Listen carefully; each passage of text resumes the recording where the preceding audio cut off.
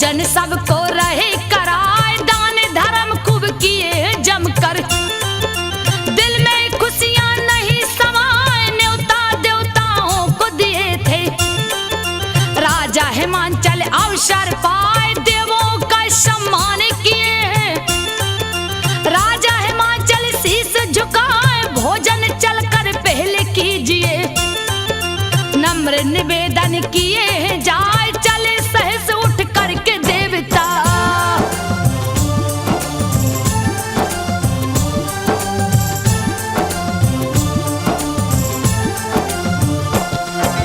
चले सहस उठ करके देवता, करने को भोजन मुस्काए, करके भोजन तृप्त हुए जब, कहने लगे बात समझाए, सुनिए राजन बात हमारी, जरा गौर से ध्यान लगाए, सती हो गई उमा भवानी, तुमसे कथा छुपी है नाय, पुत्री रूप में आपके घर में, जन्म सती लेगी सुख पाए, मैना बनेगी उमा की माता, कहते देवता है समझाए, सुन देवों की बात हिमाचल।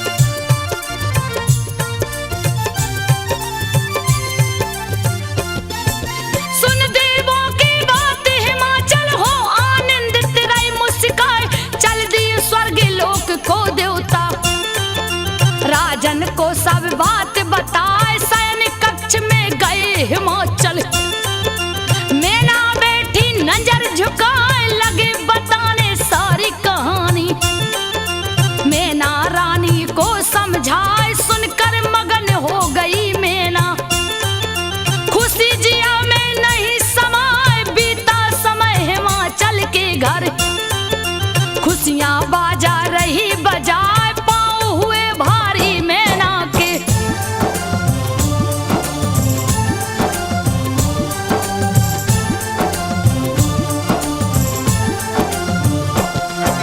पाँव हुए भारी मैना के, राजा मगन रहे मुस्काए, बीता है 9 मास महल में, मैना बनी है माता आए, महल में गूंजी है किलकारी, मैना मगन बेटी जन्माए, खुश है पर्वत राज हिमाचल, दासी रही समाचार सुनाए, दिए उतार कर हारे गले का, नेंग पर दासी रही हर साए, ढोल नगाड़े तासे बजते, मधुर मधुर संगीत सुनाए, मैना की सब सखियां जुट गईं,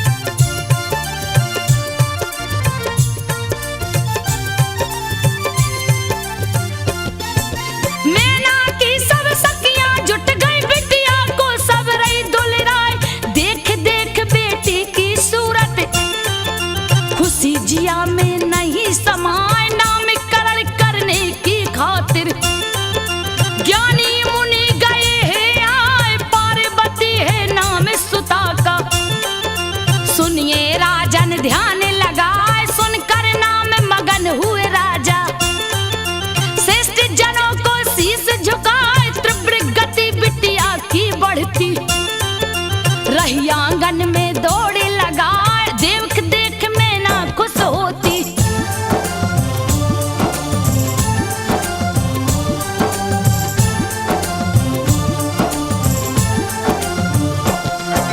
देख देख मैना खुश होती, माँ बनने सुख रही है पाए, बीता बचपन हुई सयानी, चिंता दिल में रही सताए, शादी कहाँ करूं बेटी की, राजा जी रहे बात चलाए, बुला लिए हैं पास पुरोहित, चिंता अपनी रहे सुनाए, सुंदर वर गिरजा की खातिर, खोजिए तीनों लोक में जाए, अगर आपको वर मिल जाए, तिलक तिलक लगा देना हर साय पाकर आज्ञा राजा जी की।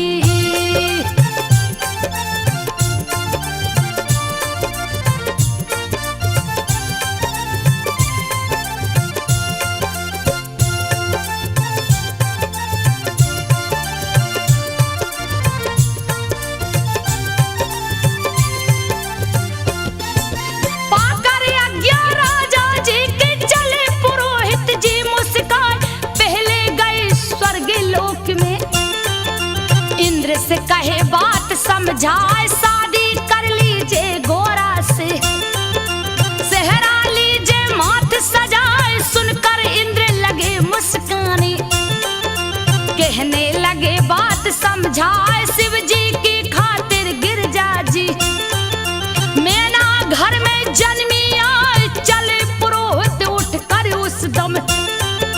अग्नि लोक में गए हैं आए अग्नि देव से लगे बताने।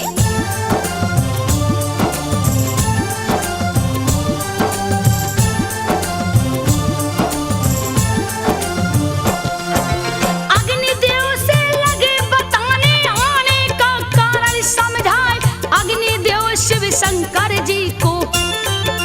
गिरजा का बर रहे बताए गए जहां भी राज पुरोहित। सभी रहे वही बात बताए थक कर वापस महल में आए। सारी बात कहे समझाए सोच में पड़ गए राजा हिमांचल। सब है विधि का लेख जनाए लिख जो किस्मत में बिटिया के। विधि का लेख टरेगा ना पार्वती को बुला लिए।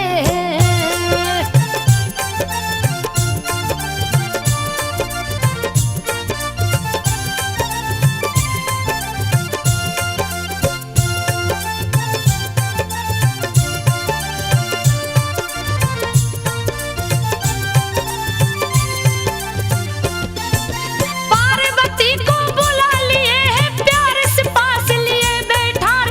सारी कथा बताए हंसकर सुनती पार्वती शर्माए। तुम ही बता दो बिटिया रानी, कुछ भी नहीं रहा मुझे सुझाए। कान में उठकर पंडित जी के गिरजा ने है दिया बताए। सुनकर पार्वती की वाणी रहे पुरोहित जी मुस्काए। कहने लगे हिमांचल जी से सुनिए राजन ध्यान लगाए शिव शंकर दुनिया के मालिक।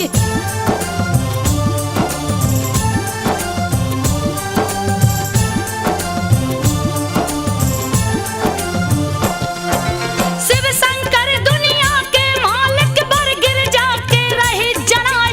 इच्छा है यही पार्वती की यही नाम वो रही बताए। राजी हो गए राजा हिमांचल कहने लगे बात समझाए। सुनिए पुरोहित जी अब जाकर शिव को दीजिए तिलक लगाए। चले पुरोहित साथ में नाई कैलाश पर्वत गए हैं आए। बैठे थे जहां ओ घड़दानी पी रहे गांजा धुआं उड़ाए। सगरी बदन में भस्म लगी है।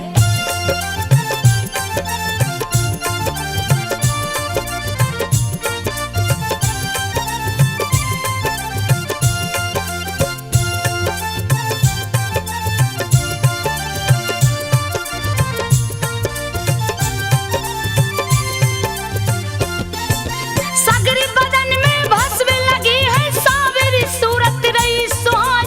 बम बम बम नारा है हर दम।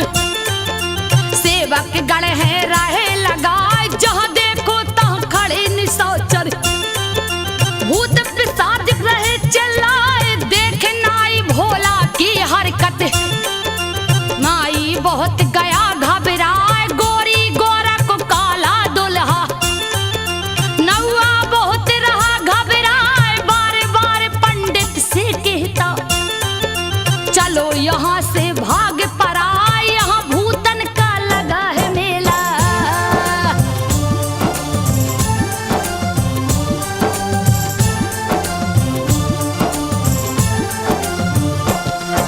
यहाँ भूत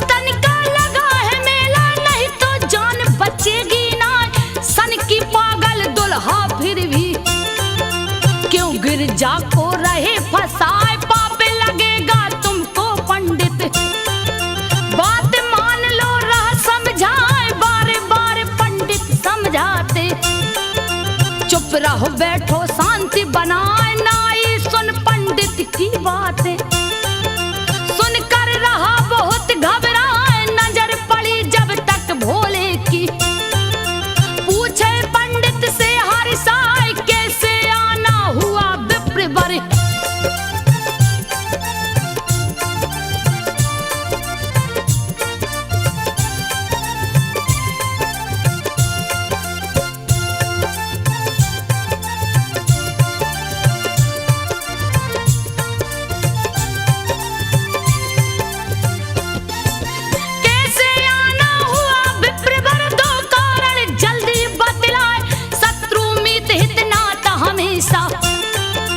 बराबरी का ठीक जनाए कहा गिरजा महलों की रानी मैं कंगाल सुनो ध्यान लगाए महलों का सुख यहाँ गिरजा को भला कहाँ से दूंगा लाए पति बनाकर मुझको गोरा कोई सुख पाएगी ना भांग पड़ेगा यहाँ पीसना भोला बात रही समझाए चले जाइए पंडित बाबा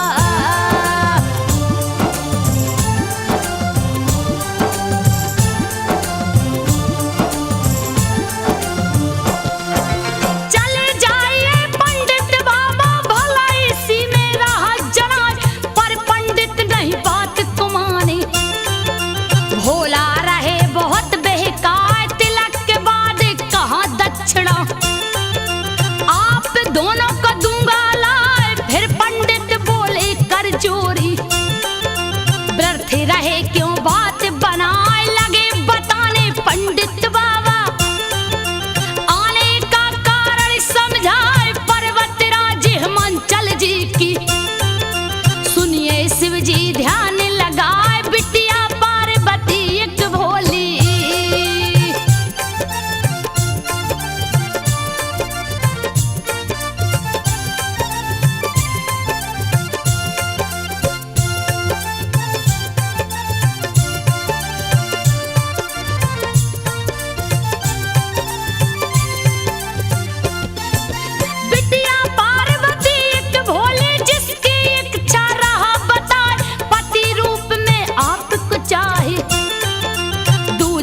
कोई नहीं सुझाए करने तिलक आपका स्वामी आए हैं हम आज्ञा पाए सुनकर सारी बात महादेव पंडित से कहते समझाए बड़े हिमांचल जी राजा है भारी महल में रहा सुहाए वो धनवान में निर्धन योगी रिश्ता हमारा जमे गनाए वेद पुराण बताते मुनिवर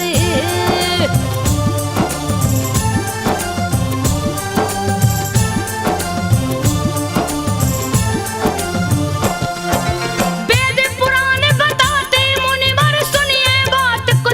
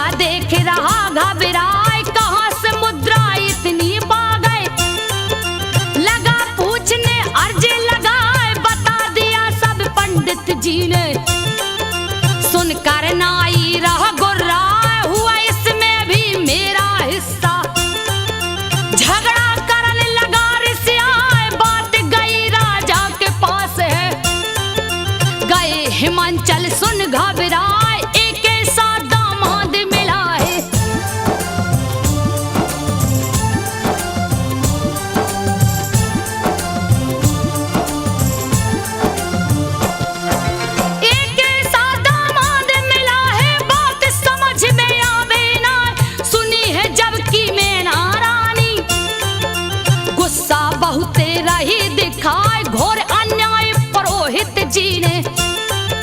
पार्वती संग किया बुझाए मिला भिखारी पति गिरजा को। रोती नैनन आंसू बहाए इतनी सुंदर बिटिया मोरी। भिकमंगा संग दिया लगाए 24 घंटा गांजा पीता। झूमता भांग धतूरा खाए तब तक आए राजा हिमांचल।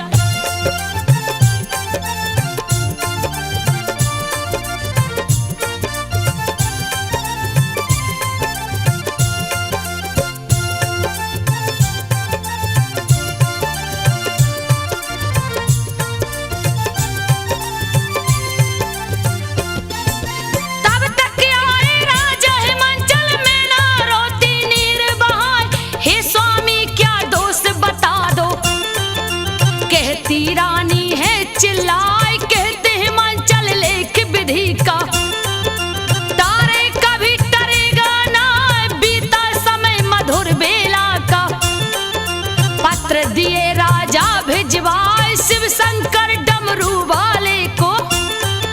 दिए पुरोहित पत्र ले जाए पढ़कर पत्र हंसे शिव शंकर।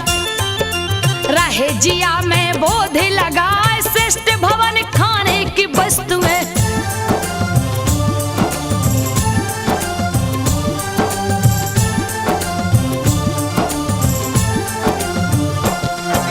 श्रेष्ठ भवन खाने की वस्तुएं सब सुविधाएं लिए जताए बस बाराते आने हैं बाकी।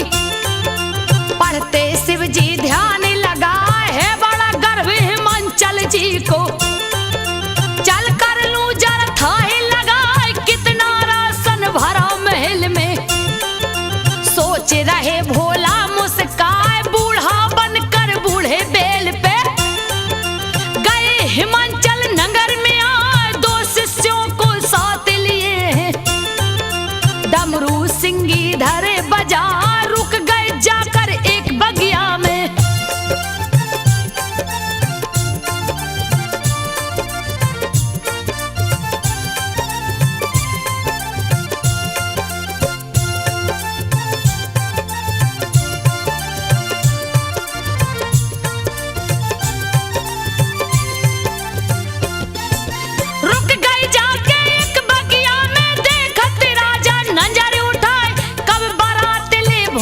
शंकर आएंगे नहीं रहा सुझाए बहुतों को भेजा राजन ने।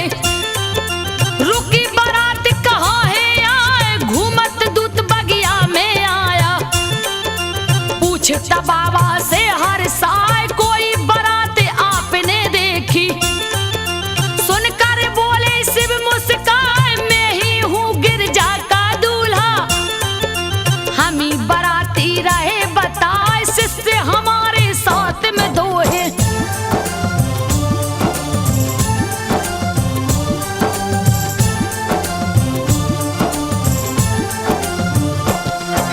शिष्य हमारे साथ में 2 है और कोई यहाँ आया है ना। गिरजा की सखियां बगिया में घूमत घूमत गई है आए पूछने लगी है जोगी बाबा।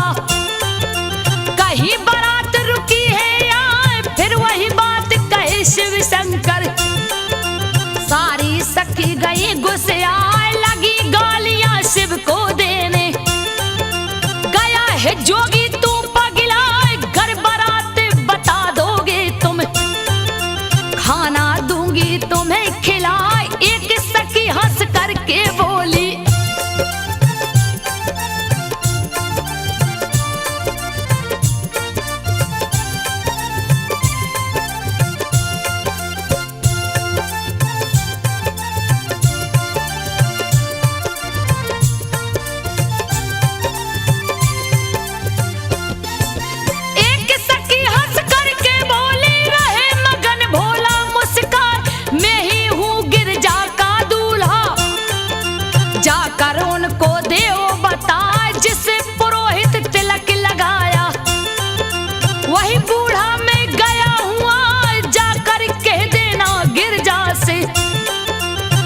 साफ तुम बात चिता लगी पीटने भोला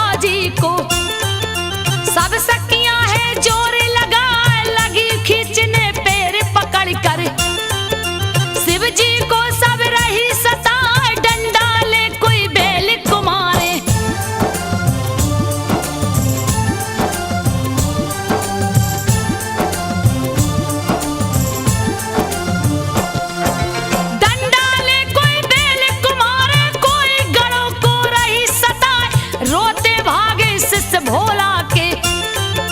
फिर बोले शिव जी मुस्काए, सुनो हे गिरजा की सखियों तुम, मजा आ रहा हमको आज लात घूस ससुराल के प्यारे। कहने लगे भोला हर साल जितना चाहो हमें सता लो, बुरा तनिक मानूंगा ना, आगे वापस शिष्य फिर दोनों। नंदी बैल गए हैं आए, शिव जी उन्हें लगे समझाने।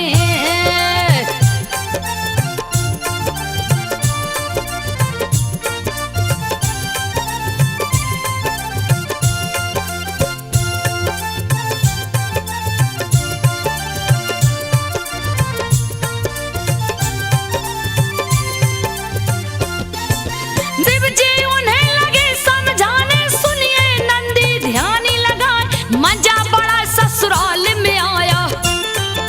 नंदी हंसते पूछ हिलाए, मारे पीट कर सारी सखियां, वापस चली है जब हर साल, छोड़ दिए झोला से भोला। भवरा उन्हें लिए दौड़ाए, कोमल तन पे लगे काटने, सखियां भाग रही चिल्लाए, भागी महल में जान बचा कर। विष की पीड़ा सही न जाए, देख उन्हें सब सखियां हंसती।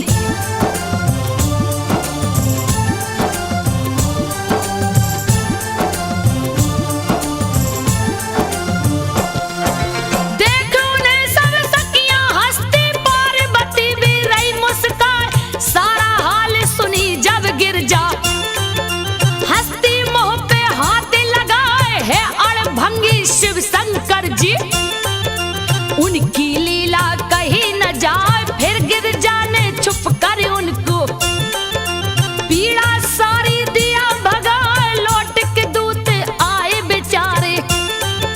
राजा से कहते समझाए, कहीं बारात दिखी नहीं राजन, तब तक सखी गई एक आए, सारी कहानी शिव शंभू की।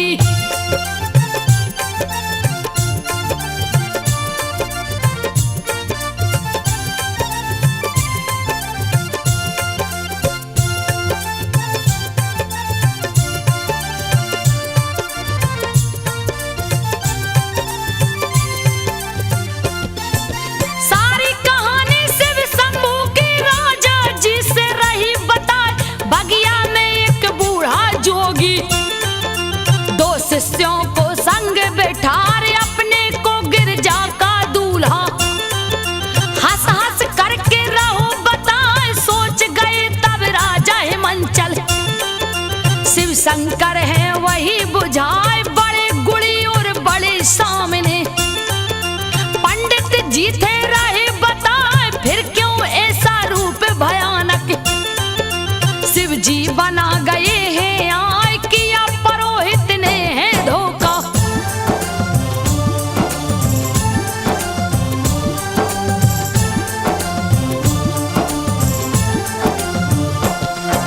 किया पुरोहित ने है धोखा, रहे जिया में बोधे लगाए, पहले घर मालूम जो होता, ऐसी गलती करता ना, संग भिखारी के अपनी बिटिया, ब्याह के अनुमति देता ना, बातें सुन पति पनवेश्वर की। मैं ना आंसू रही बहाए, देख पिता माता को चिंतित, गिर जा रही बहुत घबराए, एक सखी को पास बुलाकर लिख कर पत्र दिया है थमाए, कहा सखी तुम जल्दी जाकर।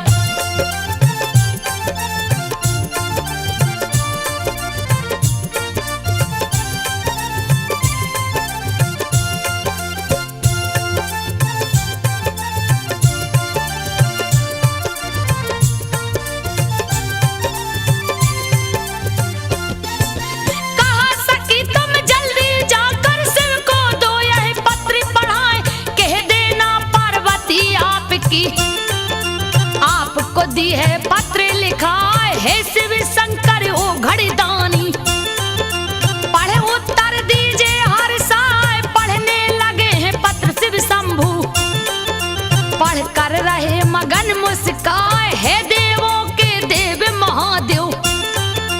विनती करूं मैं शीश झुकाए, सब नहीं आपको जान सकेंगे। दीजिए मुझ पे कृपा बरसाए, कामदेव से भी सुंदर तन।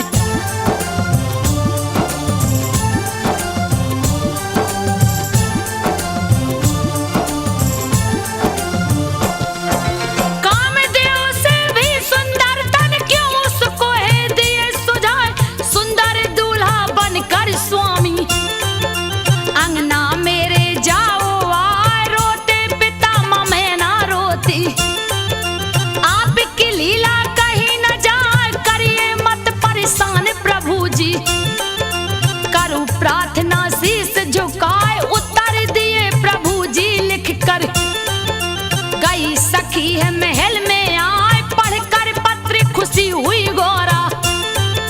भोला चले बारात सजाए, बूढ़े बैल पे बैठे बाबा।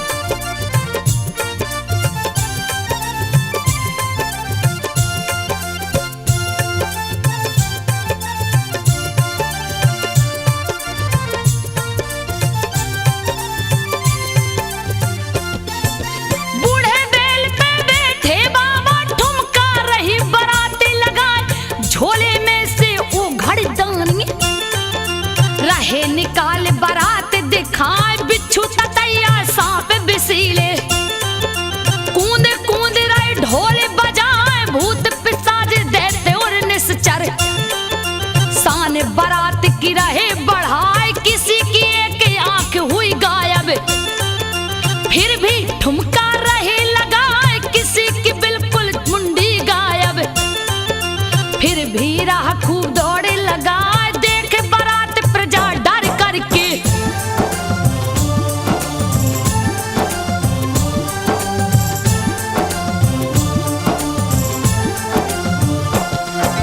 देख बारात प्रजा डर करके छुप गई अपने घरों में जाए।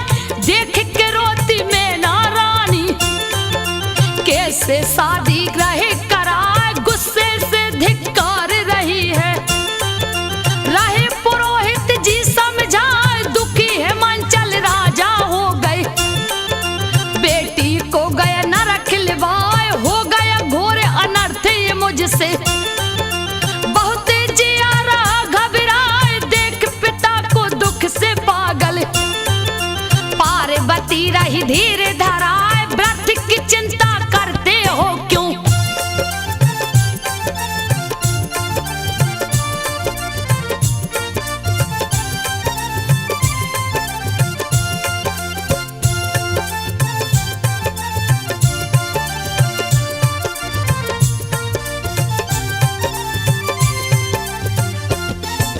व्रत की चिंता करते हो क्यों। शिव जी लीला रही दिखाए, नहीं लगेगा पाप आपको। व्यर्थ रहे हो क्यों घबराए। राजा जी के संग संबंधी उनके निकट गए हैं आए। कहने लगे हैं भ्राता पहले, योगी राज को लो आजमाए। कर लो परीक्षा पहले चल कर, नहीं तो भारी धोखा हो जाए। अगर बुराई नहीं कुछ उसमें, कर दो शादी तुम हर साए। चले परीक्षा शिव की लेने,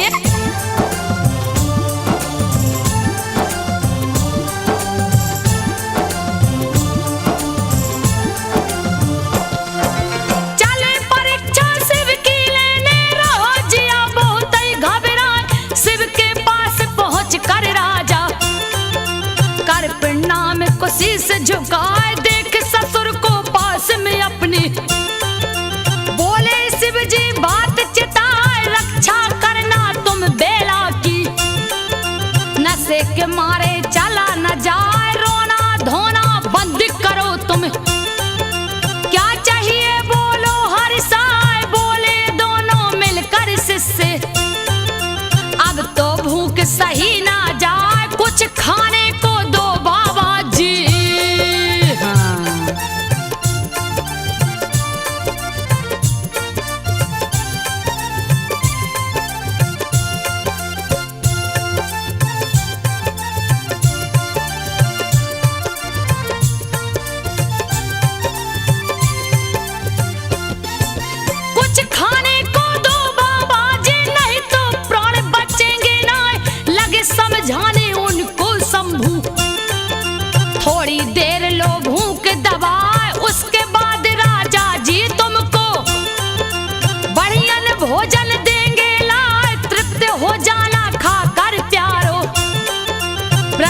परेशान करो तुम ना, फिर भी रोता शिष्य दुलारे।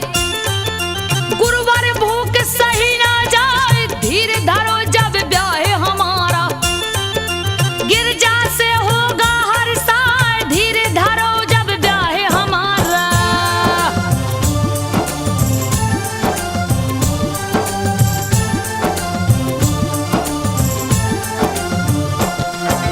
धीरे धरो जब ब्याह हमारा, गिरजा से होगा हर साल। बाल को उसी पल तुम भी आना, भोजन बढ़िया जाओगे पाए। अभी ब्याह में देर बहुत है, जब तक करिए कोई उपाय। चारे दिनों से हम नहीं खाए, बिन खाए अब चला न जाए। उड़ जाएंगे प्राण पखेरु, अगर नहीं कुछ हुआ उपाय। सुन सारी बात हिमांचल बोले, शिव जी से है बात चिताए। अगर आज्ञा आप की हो बे,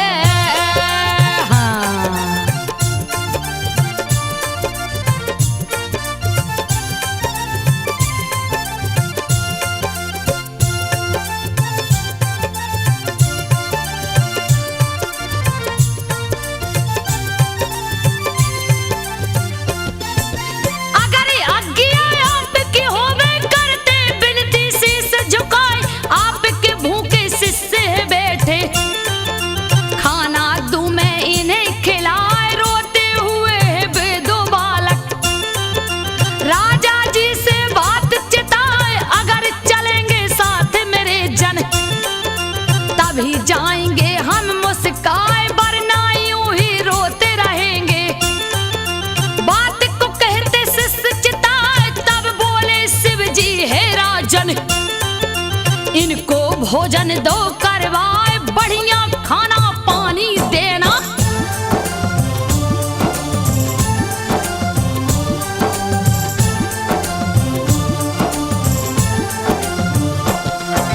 बढ़िया खाना पानी देना। अपने हाथों आप ले आए, चले हैं दोनों महल में खाने।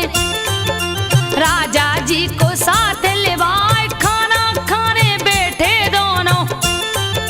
खाना आया थार सजाए, एक ही बार में सारा खाना।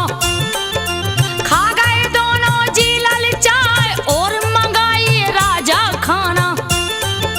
कहते दोनों बात चिताए, फिर खाना आया दोनों को। दोनों खा गए तुरंत उठाए, और मंगाओ भोजन राजा।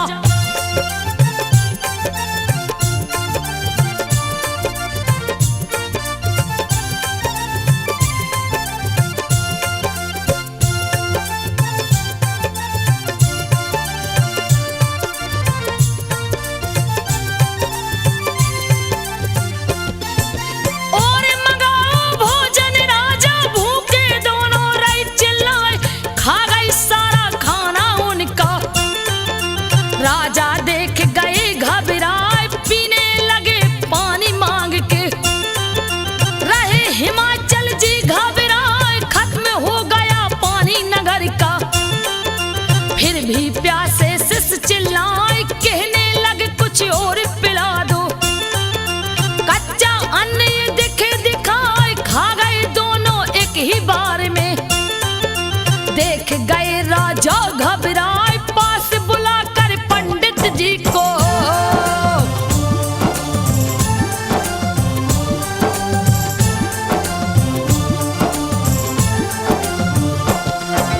पास बुलाकर पंडित जी को लगे पूछने, हे मुनिराय सत्य बता दीजिए तुम मुझको।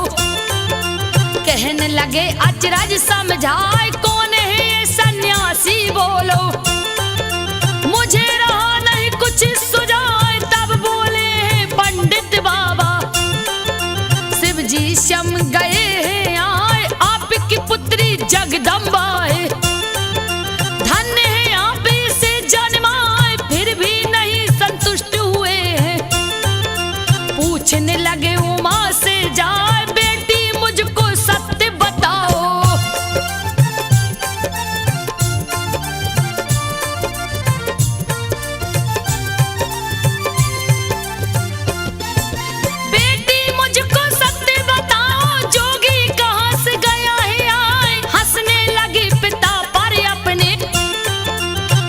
भवानी मोह चोराए जब तक प्रकट हुए नारद जी।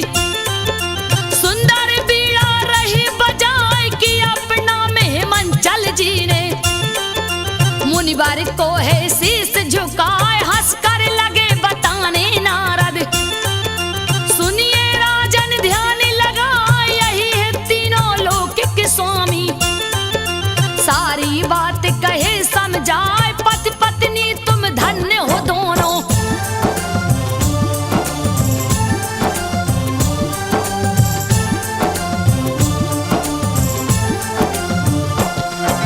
पति पत्नी तुम धन्य हो दोनों दिए सत्य का ज्ञान बताए। आदि शक्ति माँ जगदम्बा है पार्वती घर आपके आए कृपा आपके ऊपर की है। सुनिए राजन ध्यान लगाए चूर हुआ अभिमान तुरंत है। चले है राजा शीस झुकाए पहुंचे वहां जहां शिव शंकर जी। खेल मदारी रही दिखाए हाथ जोड़ कर राजा बोले हे शिव जी दो दया दिखाए भूल हुई मुझसे बड़ी भारी।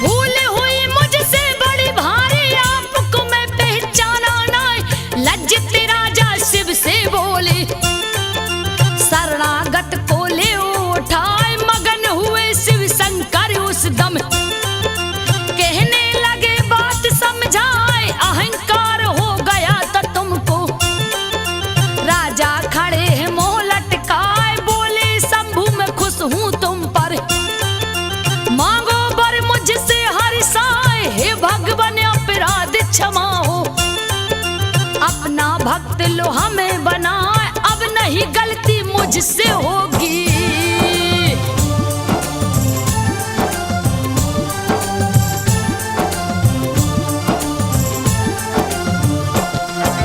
अब नहीं गलती मुझसे होगी। गया शरण में आपके आए खुश होकर तुम नगर को जाओ। मंडप जाकर ले वो सजा है ब्याह की शुरू करो तैयारी। ले बारात में रहा हुआ चल दिए राजा नगर को अपने। देखे भारी अचरज खाए खाना पानी सबका जस तस। अपने जगह पे रहा सुहाए चले बारात की अगवानी में। पत्नी सहत रहे मुस्काए इधर बजा कर डमरू भोला।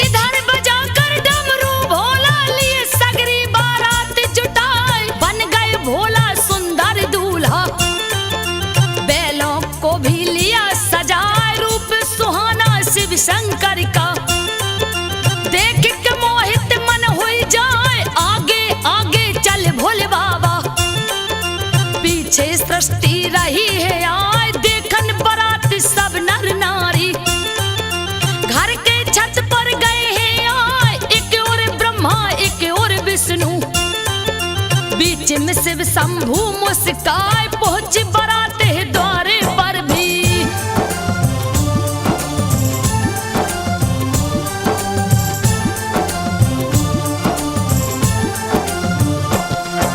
पहुंची द्वारे पर बारात भी मंगल ध्वनि खूब सुहाए। नारे नवेली संग सहेली दूल्हा देख रही हर साए। तीनों लोकों में इतना सुंदर दूल्हा कोई का होगा ना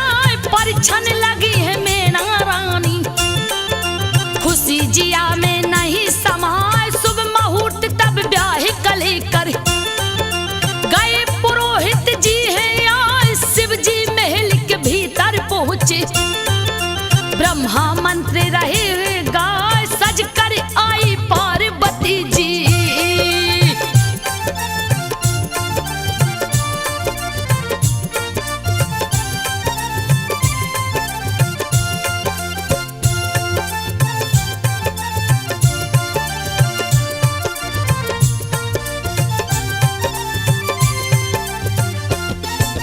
सज कर आए पार्वती जी हवन किए पंडित मुस्काए अग्नि को तब साक्षी मान कर किए हिमाचल कन्यादान हाथ दिया शिव को गिरजा का।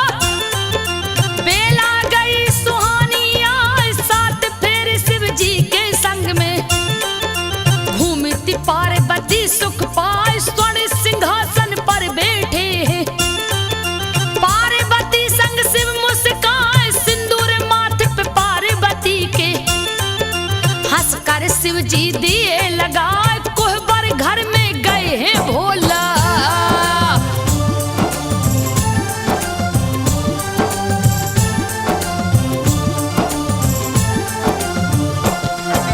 कोहबर घर में गए हैं भोला रीति निभा कर गए हैं आप दूसरे दिन बारात रुकी है। सभी रहे आनंद उठाए सेवा खूब हिमाचल कर रही रिश्तेदारों का हर्षाए तीसरे दिन भी हुई विदाई। गई बारात कैलाश में आए किस्म किस्म के उत्सव होते देवता ठुमका रही लगाए चारों ओर आनंद हो गया। कीर्ति शिव की रही है गाय